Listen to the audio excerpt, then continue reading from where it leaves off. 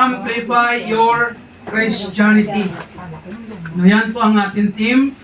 No, it is about Christianity, not religion per se, but it is about the life and character of a Christian in this world. No, tayo po ng mga Kristiyano, we are called Christian because we are follower of Jesus Christ. Our name and identity is Christian. It's not a religion, but it is an identity that we are the follower of Jesus Christ. Kaya ang pagtawag sa atin Christian, no, Christ, actually meron po yung play of words sa Christian. No, ang Christ and I-A-N, no, sabi sa play of words, without Christ, I am nothing. No, pag tinanggal mo yung word na Christ sa Christian, ang natira na lang is I-A-N. I am nothing. This is true. No? It's a play of words, but there's a sense. Pag wala si Jesus Christ sa buhay po natin, no, ibig sabihin, hindi mo kilala si Jesus Christ or you did not o hindi ka pa nanampalataya sa Kanya, tumanggap sa Kanya, nagsisi ng kasalanan mo, you are nothing. No, a person without Christ in this world is nothing. So it's a good play of words, but and there is a sense, no, sa buhay po ng isang tao. Kaya tayo na Kristiyano, habang nandito po tayo sa mundo, ito po dapat ang mangyari at ito po ang gusto ng Diyos sa atin na i-amplify, palakasin, patatagin, o sa liwanag papaliwanagin. Tama ba yung words ko? No? Maging maliwanag ba tayo? Like the message that we had last Sunday. To shine. No? Let your light shine upon man, sabi ni Jesus Christ. Kaya tayo na Christian, kailangan po natin ito bigyan ng pansin na mapakita pa sa tao, sa mga tao na hindi Christian, kung ano ba talaga ang buhay Kristiyano. It talks about Christ-like character or lifestyle in this world. So this Sunday, our message is entitled Live to Love. Live to love. No, mamuhay po tayo sa pagmamahal. So, ibig sabihin, habang nandito tayo sa mundo, bilang mga Kristiyano, ito po ang purpose natin sa buhay. Na magmahal tayo. Sino at ano? Yun naman katanong. So, when we say, live to love, no, namumuhay po tayo para magmahal. No, that is the exact translation in Tagalog. No, mamuhay po tayo para magmahal o sa pagmahal. No, yan po ang mga messages po natin na makikita po natin yan sa Galatians chapter 5 verses 22 to 23, Matthew 22 verses 37 to 39, and the rest of the verses in the Gospels that talks about love. So ito po ang love na sinasabi ng Bible, hindi po ito love na sinasabi at pag-intindi at alam ng mga tao sa mundo o ng mga tao na hindi nakakilala sa Panginoon. Kasi pag sinabi natin love sa atin, especially sa English, no, love lang na word, no, marami na parang sa mind ng tao, sa understanding po natin, parang basta love o ganun. And then maraming mga concept about love. But in the Bible, ang word na love, no, it talks about God's love. Ang tinatawag po yan sa Greek is agape. No? Divine love, sacrificial love. And yan po ang love na sinasabi at tinuturo ng Bible sa atin na mga Kristiyano na dapat natin ibigay o ipakita sa mga tao. Kaya po tayo ng mga Christian, no, kailangan po natin bigyan ng pansin itong sinasabi ng Bible na pagmamahal. Bigyan po natin to ng emphasis. sa buhay po natin. Bigyan po natin ito ng halaga sa buhay po natin. Kasi ang mundo, marami po ang klase ng love sa mundo. Kung titingnan po natin sa original na mga na word like sa Greek, no, ang word na love, marami po yan. No, 4, 5 o 3, something like that. Ang iba, sinasabi nila na storge. No, ibig sabihin love of parents to children. No, yan po ang isa sa mga love sa Greek. And meron din phileo or phileia, no, ibig sabihin friendship love or brotherly love. Yun po ang isa sa mga love din na makikita po natin sa Greek. At meron din sinatawag na eros love. No, kung pastor, anong eros? That is a romantic love. No, kaya ang word na erotic, di ba? No, love po yan ng husband and wife. And that kinds of love na ang makikita po sa tao. No, sa mga tao, and that is a love, what we call that human love. Sa tao po yan na pagmamahal, na pag-intindi at experience. Kaya ang word na love sa Bible na sinasabi ng Diyos, iba. This is agape love, divine love, or sacrificial love na makikita lang natin sa Diyos first and sa mga Christians. Kaya ang isang tao, pag wala siya kay Jesus Christ, hindi niya kilala si Jesus Christ, hindi siya saved, o hindi niya pa natanggap si Jesus Christ, it is impossible to that man, to that person, to experience the word love or agape love na sinasabi ng Bible. Kaya also sa Galatians chapter 5 verse 22, na-mention po yung love na ito, it's part of the fruit of the Holy Spirit. Kung pupuntahan po natin yung Galatians, no, we will consider that later. But the fruit of the Spirit is love. That's the first na na-mention sa Galatians chapter 5 verse 22. Kaya kung titignan po natin, itong Galatians, no, balik-balikan po natin to for next time because na-elaborate po dyan ang mga, or ang bunga, actually singular lang yung ginamit dyan ni Paul, the fruit of the Spirit o yung bunga ng banal na Espiritu ay una na, love. Love yan, tapos sunod-sunod yan, isang bunga lang yan.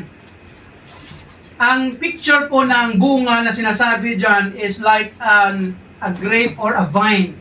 No, yung grape, di ba, yung grapes or grape, no, ang isang niya bunga, maraming, ano tawag dito? Bunch of fruit yan eh. No, makikita po natin, yan po ang description ng fruit of the Spirit sa atin ng mga Christians. So kaya, kung tayo po ay Christian, dapat makita po sa atin ang bunga ng pagmamahal. Amen. Always remember, this love is divine, agape, or sacrificial love. This is not the love that we know. Kasi minsan tayo po na tao, no, parang ang hinangad natin sa buhay, parang pagmamahal, hindi yung divine love, no, but yung ibang klaseng love. Especially yung erotic, no, yan ang gusto lang ng mga tao. Pag sinabi mong erotic, no, romantic, pag hindi ka romantic, wala kang love. I don't think so. Yes. Because the love that we have, we must express is the love of Jesus Christ. Amen. Amen. Kasi minsan ang tao nag-focus lang sa isang box of love. No, love lang na human love. And that is not the love that God wants us to express, no, sa buhay po natin. Hindi, although sa mag-asawa, no, sa couple mag-asawa, Amen. it is part of it. Right. No, na mayroon kang ganyang love kasi nga mag-asawa eh. Pero pag dyan ka lang mag-focus na parang ito lang dapat, ito ka lang dapat, hindi po ganun. Amen. There are many ways that we can express, apply this kind of love that God has given us. the agape love. Kaya hindi mo pwede sabihin ng tao, hindi mo ako mahal kasi hindi ka ganito. Tingnan mo yung ibang bagay. Di ba? Amen.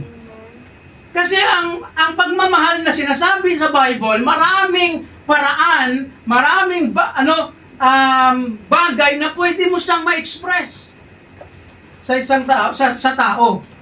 Kaya po tandaan po natin, bilang mga Kristiyano, ito dapat ang bigyan natin ng pansin.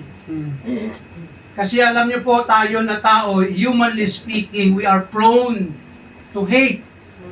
We are prone to be bitter. No? We are prone to do something in opposite of love. Parang kaaway or hindi na siya pagmamahal. Kaya po ang problema po natin ng mga Christian, pag tayo po ay nawala sa tamang landas na pagmamahal na sinasabi ng Diyos, mawawala ka rin hindi man nawawala ka, hindi ka na maging Christian, but yung identity, your character, masisira or magkaroon ng damage. So, why we must live to love as Christians? Number one, ito po ang tandaan natin. Bakit ba tayo magmahal sa mga tao? O bakit tayo mamuhay sa pagmamahal na ito o magmahal? Kasi number one, because God loves us. Ito po lagi nating tandaan. Tayo po na tao, especially tayo na Christian, tayo po nakakaalam at na-experience po natin ang totoong pagmamahal ng Diyos. Amen. Kasi kung ikaw ay Kristiyano, I assume na you are a Christian, and when you say that you are a Christian, in other words, ikaw na-experience mo na ang Diyos by knowing Him, knowing Christ, believing on Christ, or accepting Him as your Lord and Savior. Kasi hindi ka pwede maging Christian kung hindi mo kilala si Jesus Christ. You cannot be a Christian or a saved person kung hindi mo nakilala si Jesus Christ personally, hindi mo naintindihan ang kanyang pagmamahal, hindi mo naintindihan ang kanyang pagsakripisyo para sa buhay mo, at nanampalataya ka sa kanya. You cannot be a Christian without understanding that. The love of God, the love of Jesus Christ in your life. Kaya pag ikaw ay Christian, I believe you know this. Alam mo to, alam po natin to, na mahal po tayo ng Diyos at na-experience natin to sa buhay. So, paano natin masasabi that we are loved by God? Na mahal tayo ng Diyos? Balik po tayo sa creation. When God created us, or human, Adam and Eve first.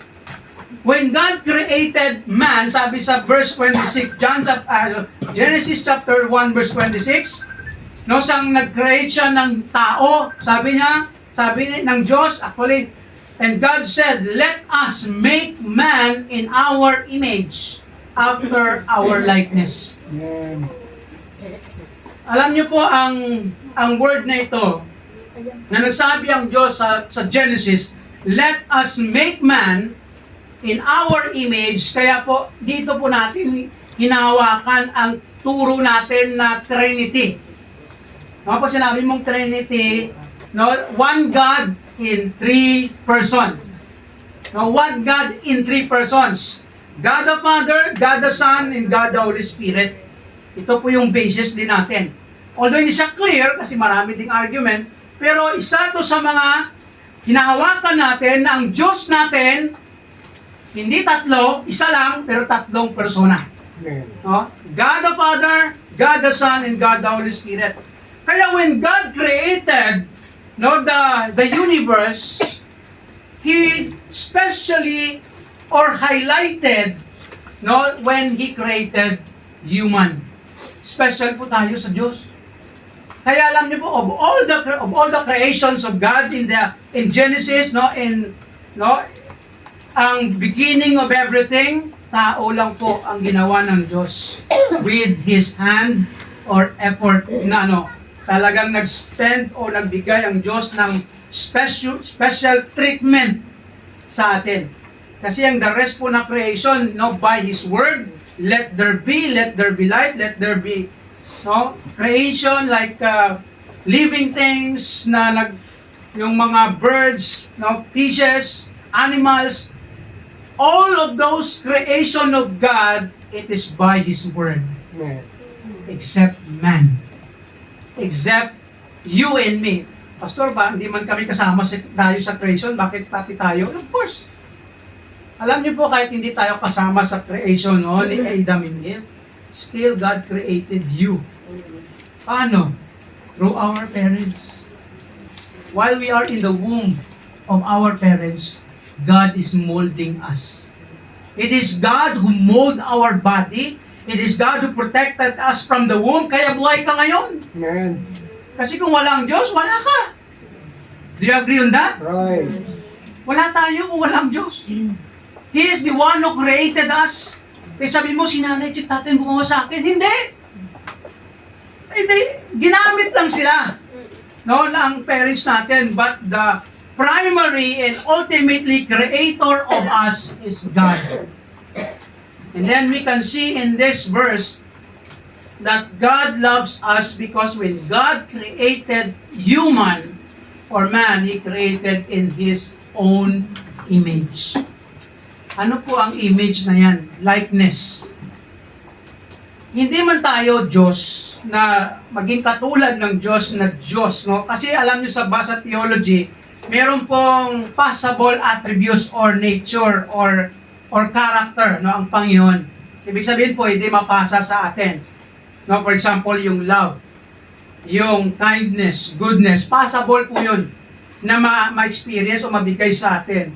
Pero yung ibang nature ng Diyos like omniscience, omnipotence, no, mga theological term yan, hindi po yan pwede sa atin. Ang Diyos lang meron yan. Omnipresent. Yun ang mga nature or attributes ng Panginoon. But the likeness of God, no, we are perfect, or we were perfect, no, yung God, when God created them, na intellect, emotion, and will, walang kasalanan, full of love, kasi nung time sa creation, wala pang hate eh. No? Love, wala pa yung opposite of love is hate. So when God created man, He created man and women in His likeness. And that's why we bear, no, binibit-bit natin ang image ng Diyos. Hindi yan literal na image. But it is a character, no, when Adam and Eve was created. And we can see that how God loves man, in this way. And sabi sa verse 27, so God created man in His own image. In the image of God created He him. Male and female created He them. Alam niyo, we are so special at mahal po tayo ng Diyos. Number one, because He created us with love. Do you believe on that? Yes. When God made human and even when God made you, He created us with love. Pastor, paano yun? May mga tao, especially may mga bata na, no, nung pinanganak o sa sinapupunan pa lang may defect na. May mahal pa rin ba o ginawa pa rin ba sila ng Diyos na may pagmamahal? Of course. Because ang Diyos po natin, hindi po siya nawawala ng pagmamahal. Everything that God is doing, everything that God created, no, it is with love. In fact, the title of God is Love. No, ang Diyos natin, siya yung Diyos ng pagmamahal. Hindi ang pagmamahal ang Diyos. No, ang Diyos ng pagmamahal. In Romans chapter 5 verse 8, ano sabi diyan? But God commended His love toward us. No, pinakita niya yung pagmamahal niya sa atin. Kahit sabi niya, in that while we were yet sinners, nung unang panahon, perfect pa si Adam and Eve. But when Adam and Eve sinned against God, no, naging sinner na po lahat ng tao. Kaya po lahat ng tao makasalanan. Wala ang perfecto. Pangalan lang perfect. No, pwede. Si perfecto. Pero ang buhay, wala. Kaya wag po tayo maghanap ng perfecto, ha? No? Kasi pag naghanap ka ng perfecto, no, wala kang mahanap. Kahit tayo hindi perfect. Kaya walang perfect. While we were yet sinners, kahit gaano tayong kamakasalanan na tao, ano sabi ng Bible? No? God commended o pinakita niya yung kanyang pagmamahal sa atin. Kahit tayo ay makasalanan pa, Christ died for us. Namatay ang Panginoong Hesus para sa atin. Kaya po tayo, dito po natin masasabi that He saves us with love. Niligtas po tayo ng Diyos na may pagmamahal. In fact, dahil nga sa pagmamahal ng Diyos, no, anong ginawa ng Diyos? John 3:16, alam niyo po ito, alam po natin ito. For God so loved the world. Grabe ang pagmamahal ng Diyos. Ang mundo po dyan, ang world, hindi po world yan na mundo literal, ha? But it's a world of people. Mga tao po yan. When He said, for God so loved the world, that is the world of people, mga tao, that He gave His only begotten Son, Jesus Christ. Kaya binigay niya yung kanyang bugtong anak o si Jesus Christ, that whosoever believeth in Him should not perish, but have everlasting life. Kaya po, tayo po na-save, kung ikaw ay Christian, ligtas ka. Paano ka naligtas? Ang isang tao, paano naligtas? Kung ikaw ay nanampalataya. Another word, tumanggap kay Jesus Christ. Nagsisi ng kasalanan at tinanggap o nanampalataya ka na si Jesus Christ ang tagapagligtas, no, at Panginoon ng ating buhay. Yan po ang kaligtasan. Hindi po to by religion. Kasi yung iba, thinking ng iba, at saka turo din ng iba, maging ligtas ka kung mag-member ka sa church namin, no, maging kaanib ka, o maggawa ka ng ganito, magpabaptize ka, ano ba klase ng mga rituals and ceremonies na dapat mong gawin para maligtas ka o gumawa ka ng mabuti. Maling katuruan po yun. Paano ang isang tao maligtas? Ano lang? By faith alone in Jesus. Kaya po tayo na ang totoong Kristiyano, it is not a religion, it is a relationship, personal relationship with God through Christ. Are you saved? Yes. Praise the Lord. Kaya po, dito natin makikita na God saved us with love. Niligtas po tayo ng Panginoon, na may pagmamahal.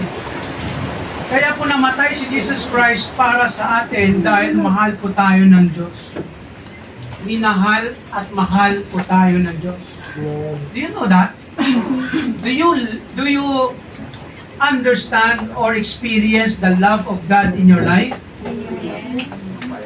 And thirdly, He sustains us in love. Hindi lang po tayo niligtas ng Panginoon, no, past tense, but still God sustaining us in this world. Kaya alam nyo, ito pong maganda, sinabi ni Paul sa kanyang siulat sa Romans 8:38 and 39 is talking about God's love. Sabi niya, for I am persuaded, convinced that neither death, nor life, nor angels, nor principalities, nor powers, nor things present, nor things to come. 39, nor height, nor depth, nor any creature shall be able to separate us from the love of God, which is in Christ Jesus our Lord.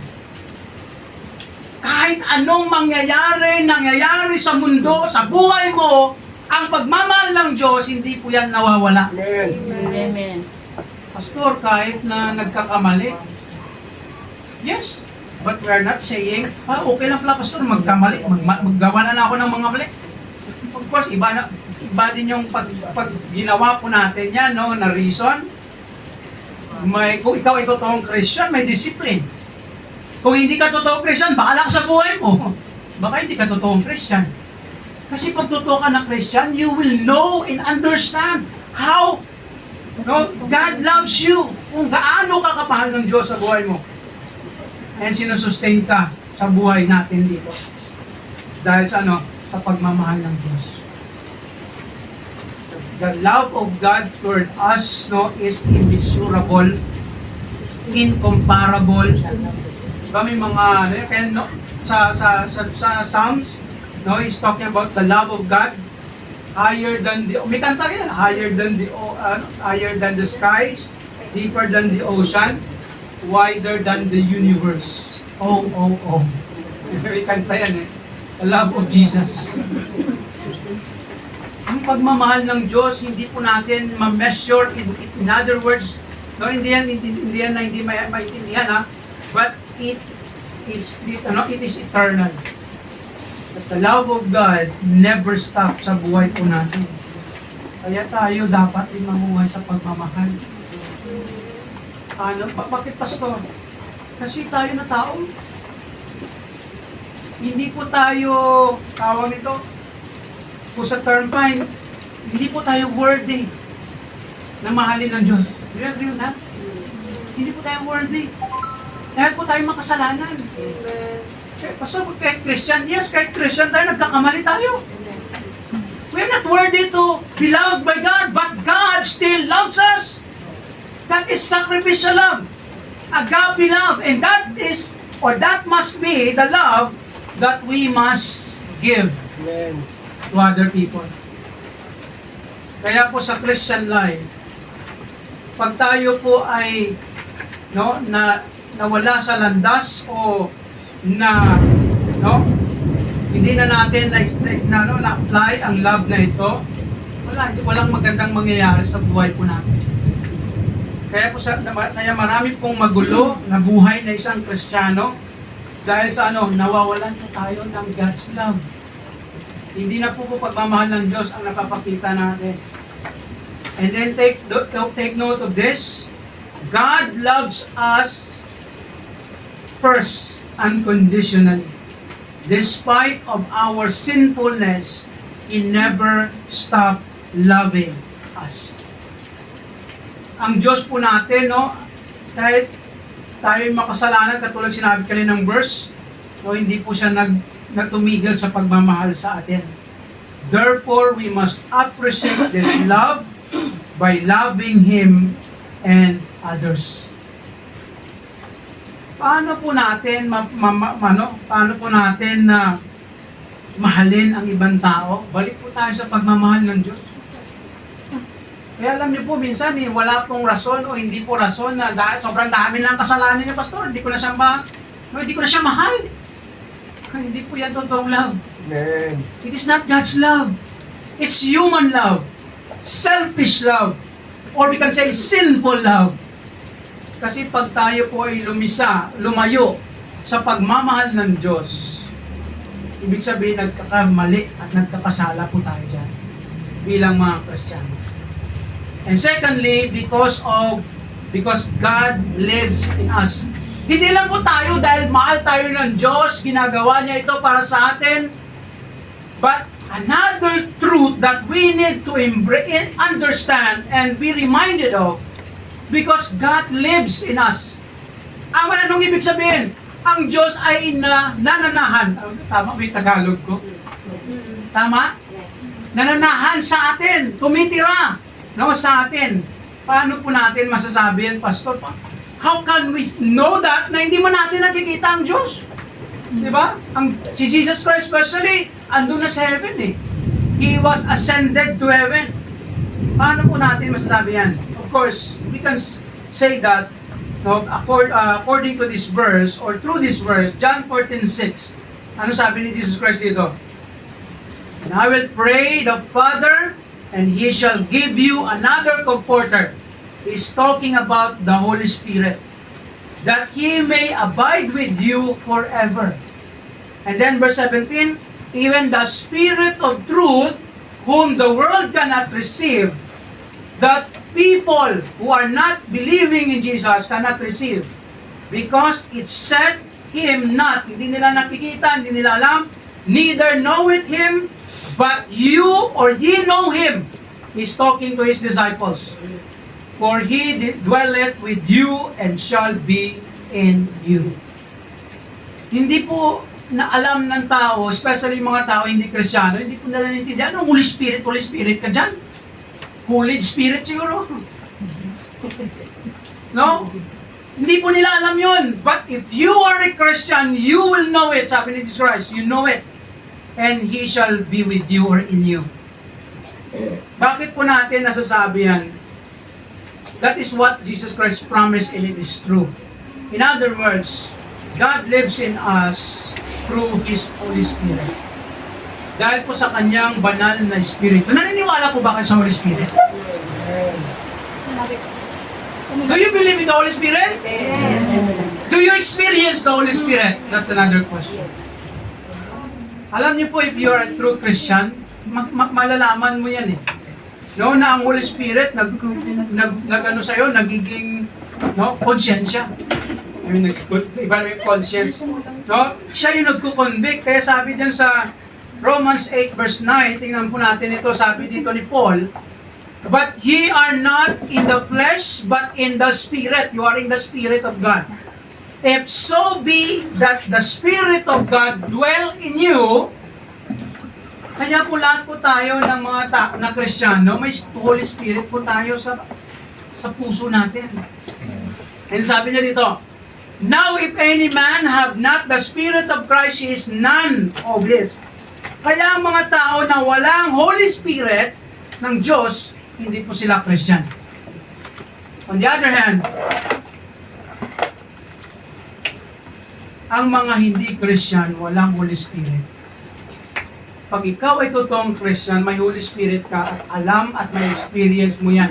Kaya sabi ni Paul, i-remind niyo yung mga Christian sa 1 Corinthians chapter 3 verse 16. Ano sabi niya? Know ye not that you are the temple of God and that the Spirit of God dwelleth in you? It's a rhetorical question reminding them that you, Christian, are the temple of God. Tayo ay temple. Ikaw, body, actually, meron pa nga another verse, na your body is the temple of the Holy Spirit. Kasi dalawa pong teaching yan eh. Una, sinabi ni Paul, you is referring to the church, to the whole believer, that you are the temple of God. And meron pa siyang isang verse na sinabi dyan pa rin sa Corinthians, your body is the temple of the Holy Spirit who dwells in you. Na ang katawan po natin, like a temple, no, nandyan ang Holy Spirit nakatira sa atin. Ginamit po ni Paul yan ng mga analogy, temple, because ang Old Testament, ang teaching at saka yung mga experience nila sa Old Testament, na yung temple, doon ang Diyos nagpapakita. At doon sila nag-meet up o doon nila na-experience ang Diyos kasi for their understanding, no, sa revelation ng Diyos noon, doon ang Diyos nakatira sa temple. Diba sa Old Testament yon? But in the New Testament, when Christ came and Christ saved us and gave us the Holy Spirit, each of us have the Holy Spirit of God. And our body, we as Christians, we are the temple of God. Ibig sabihin may Holy Spirit ang bawat isa sa atin. Pastor, paano yun? Marami palang Holy Spirit? Isa lang ng Holy Spirit. Bakit bawat isa meron? Diba may mga tanong, hindi marami palang Holy Spirit? Hindi. Paano nangyari yon? Balik po tayo sa nature or attribute ng isang attribute ng Diyos, ano? God is omnipresent. Ibig sabihin, present everywhere, anytime, anywhere, ang Diyos, ang kanyang presence nandyan. Kaya po tayo, we believe that each of us have the Holy Spirit of God na nananahan, nakatira sa ating buhay, sa ating puso. Gamitin natin yung word na puso. Kasi alam niyo sa Taoism, meron silang teaching na ganito eh. Sa Taoism, alam niyo Taoism? Mga Chinese. Yung word, ang religion yan eh, yung Taoist. No, Taoism. Alam niyo sa mga China, ang Taoism, meron din silang idea ng ganito. Na si Tao means spirit. He's referring that si Tao na yan is God. Their God. Taoism, kaya Taoism eh. And that God is the Spirit. And that Spirit living in you. Alam niyo, may ganun silang turo. Kaya para sa kanila, maligtas ka, hanapin mo si tao sa katawan mo. Saan ba si tao? Sa kamay mo? Sa mata mo? Ganun ka. So, paano mo nasabi yan? Kasi nakausap ko yung isang leader doon sa Taoism, sa simbahan nila doon sa tinitirang ko. Talagang nag-argue kami o nag-discuss kami about belief. Kaya sa kanila, para maligtas ka, hanapin mo si tao. Saan ba si tao? Hanapin mo sa buong katawan mo kung saan si tao. Ganun yung kanilang argument. Hanggat hindi mo daw makita si tao, ma-realize si tao kung saan sa katawan mo, hindi mo siya makilala. Ganun ka, nakakatawa ang kanilang paniniwala. Alam niyo po ba, sa Taoism, ang tao na sinasabi nila, parang si Jesus parang Holy Spirit sa atin. Kasi meron silang yung booklet nila na binigay sa akin para daw malaman ko si Tao. Meron doon, sabi nyo, Tao is the way, the truth, and the life. Bible verse yun Tao is Tao created everything. Oh, grabe, creation yun Hinopya lang nila ata yung mga teaching nila sa Bible Pinalitan lang ng Tao. That's how crazy their belief.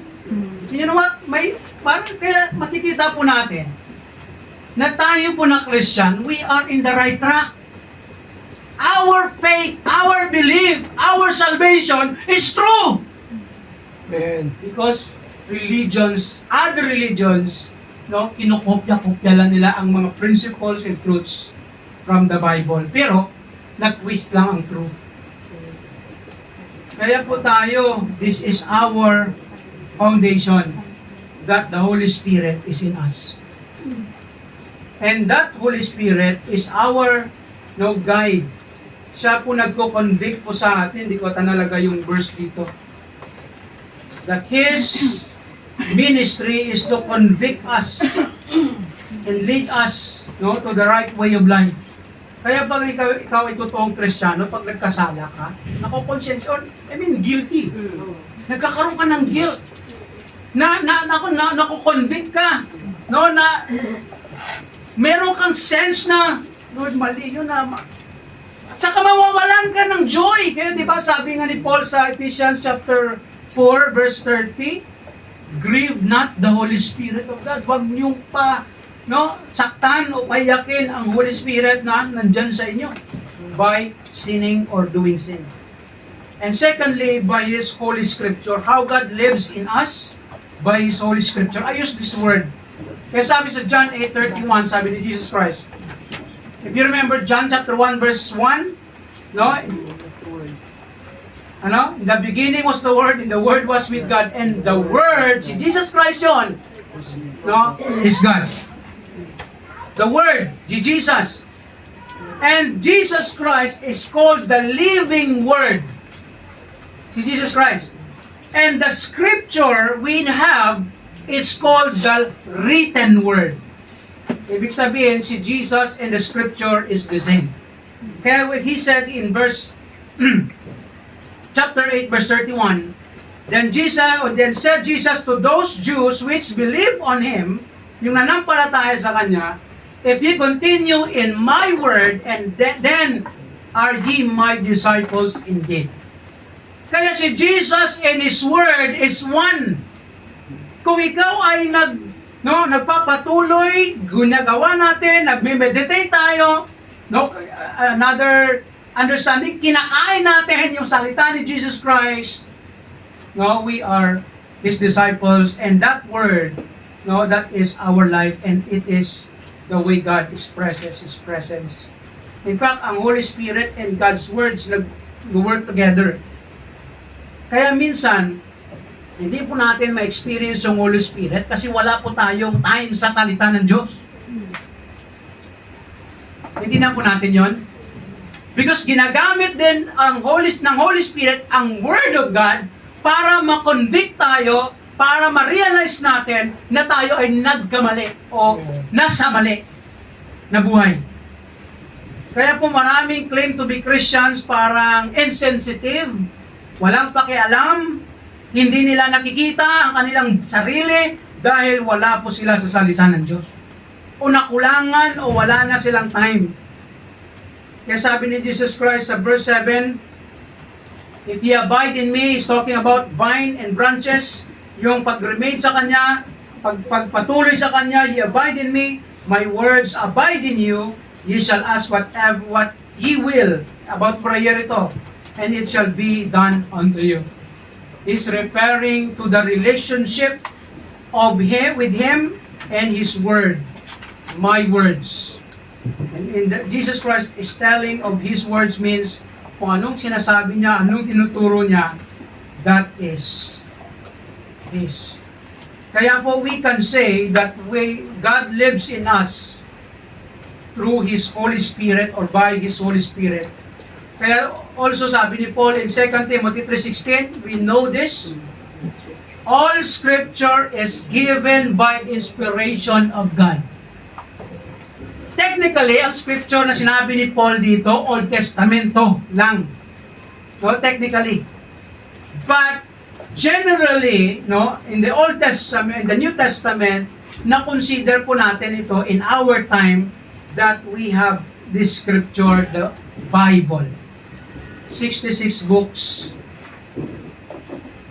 I don't know how many chapters. This Scripture of God is from God. Inspiration means, no, it is given by God. It is really God who spoke and breathed. No, that's another word that used na literally, God is speaking to us. And that's why we can say that God lives in us through His Holy Spirit and through His Word. Kaya alam niyo po, may experience mo ang Diyos sa buhay po natin kung ikaw ay laging nakikinig, nagbabasa, nakikinig, nag-aaral ng salita ng Diyos. Kasi yan po ang way of God na para ma-experience po natin siya sa literal na buhay natin as mas ma-enjoy pa natin ang buhay natin at makilala natin siya lalo sa buhay natin. God lives in us. And here's our note from that. Every true Christian has the Holy Spirit of God. Lives in them. Kaya bawat sa atin may Holy Spirit. His ministry is to convict us of our sins and change us to become more like Christ in character, especially in loving others. Kaya ang totoong Christian, makikita mo talaga ang pagmamahal, no, sa ibang tao. Siguro may time na magkaroon ka ng conflict, no, ng mga maybe bitterness, magkaroon ka. No, possible 'yun. May hatred, pero tandaan po natin, bitterness and hatred is not of God. It is in our human nature, sinful nature. Kaya sa Galatians, na-describe yan in Galatians chapter 5, it is from our sinful nature. And that's why God doesn't want us to live in that, but to live in loving others.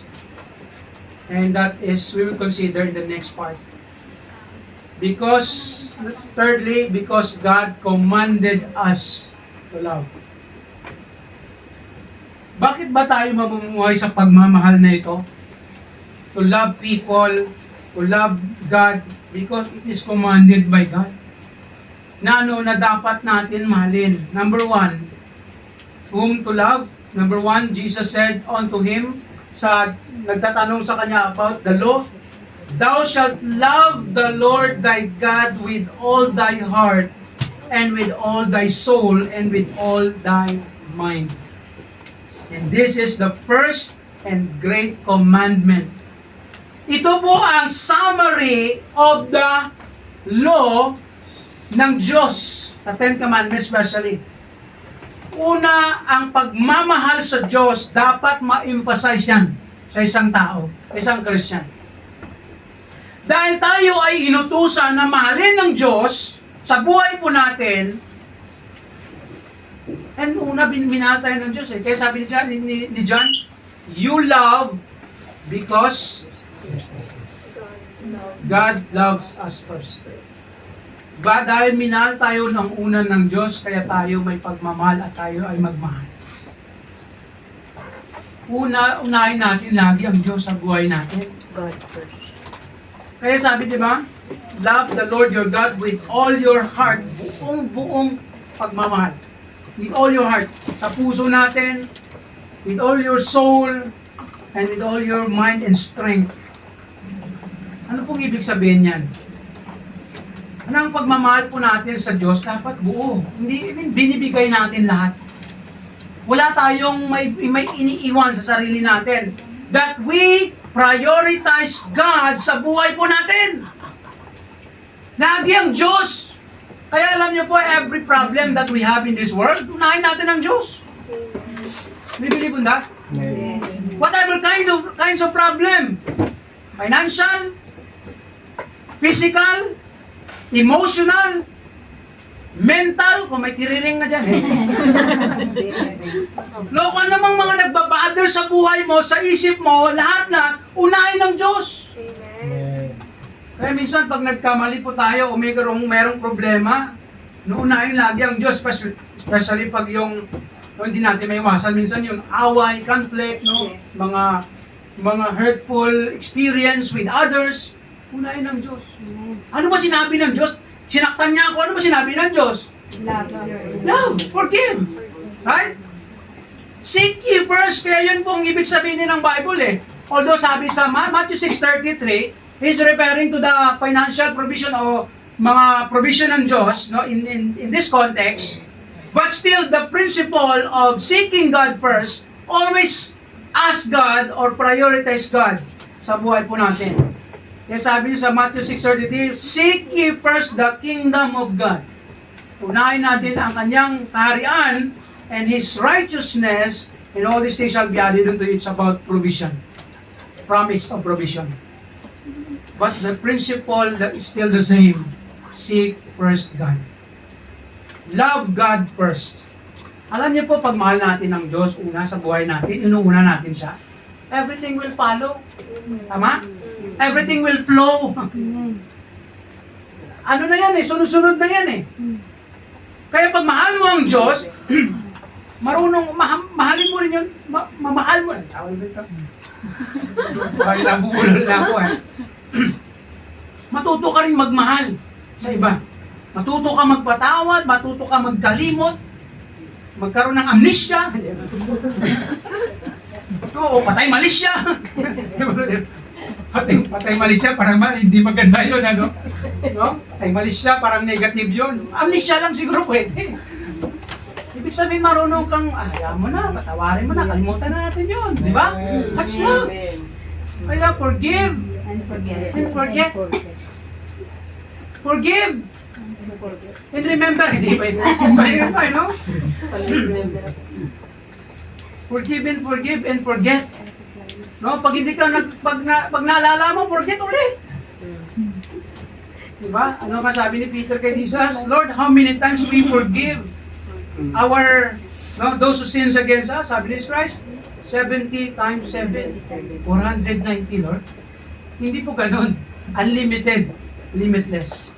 And then secondly, we need to love God first, God's people. Then, yung mga kapatiran po natin, mahalin po natin yan. Kasi yun po ang sinasabi ni Jesus Christ. A new commandment I gave unto you. Hindi po ito bago, as in parang pinalitan ni Jesus Christ yung Old Testament, ha. Ang new commandment yan, it's parang new in the sense of way, new way. That you love one another as I have loved you, that you also love one another.